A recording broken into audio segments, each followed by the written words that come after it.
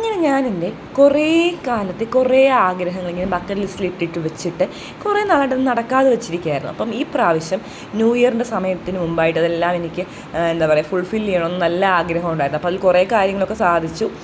And ഈ purse പുതുതായിട്ട് ഞാൻ മേടിച്ചതാണ്. അപ്പം പുതിയ പേഴ്സ് മേടിച്ച് മമ്മി അതിൽ കുറച്ച് കാശൊക്കെ 10 രൂപയൊക്കെ തന്നിട്ടുണ്ടായിരുന്നു. ആദ്യമായിട്ടൊരു പേഴ്സൊക്കെ മേടിക്കുമ്പോൾ അങ്ങനെ ആയിരിക്കണമല്ലോ. പിന്നെ ഞാൻ എൻ്റെ ബക്കറ്റ് ലിസ്റ്റിലുണ്ടായിരുന്ന ആഗ്രഹമായിരുന്നു കുറച്ച് ക്ലിപ്പ് മേടിക്കണം, കയ്യിലിടുന്ന ബാൻഡ് മേടിക്കണം, അങ്ങനെ കുറേ ആഗ്രഹങ്ങളൊക്കെ ഉണ്ടായിരുന്നു. പിന്നെ ബഡ്ജറ്റ് ഫ്രണ്ട്ലി ആയിട്ട് ഞാൻ കുറച്ച് കമ്മലുകളും കാര്യങ്ങളും മേടിച്ചിട്ടുണ്ട്. അതിൻ്റെ കഴിഞ്ഞ വീഡിയോ കണ്ടിട്ടുള്ളവർക്കറിയാം ഞാനൊരു ഓർഗനൈസർ മേടിച്ചു. പിന്നെ ഇതൊരു ബാഗ്, അത് ഞാൻ കുറേ നാളായിട്ട് ഇങ്ങനെ വിഷ് ലിസ്റ്റിൽ ഇട്ട് വെച്ചിരിക്കുകയായിരുന്നു.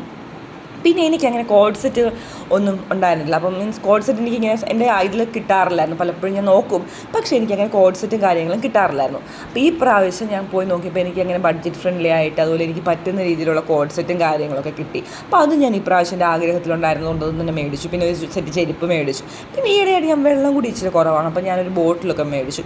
ഈ ഉറുമ്പ് അരിമണി കൂട്ടി വെച്ചിട്ട് ഓരോ കാര്യങ്ങൾ ചെയ്യുമെന്നൊക്കെ പറയില്ല, അല്ലെങ്കിൽ ഉറുമ്പ് അരിമണി കൂട്ടി വെക്കുന്നത് പോലെ ഞാൻ ഇങ്ങനെ കൂട്ടി വെച്ചിട്ട് എൻ്റെ കുറേ ആഗ്രഹങ്ങൾ ഇപ്രാവശ്യം സാധിച്ചെടുത്തിട്ടുണ്ടായിരുന്നു ഈ ന്യൂ ഇയറിന്. അപ്പോൾ ഇന്നത്തെ അത്രയൊക്കെ ഉള്ളൂ.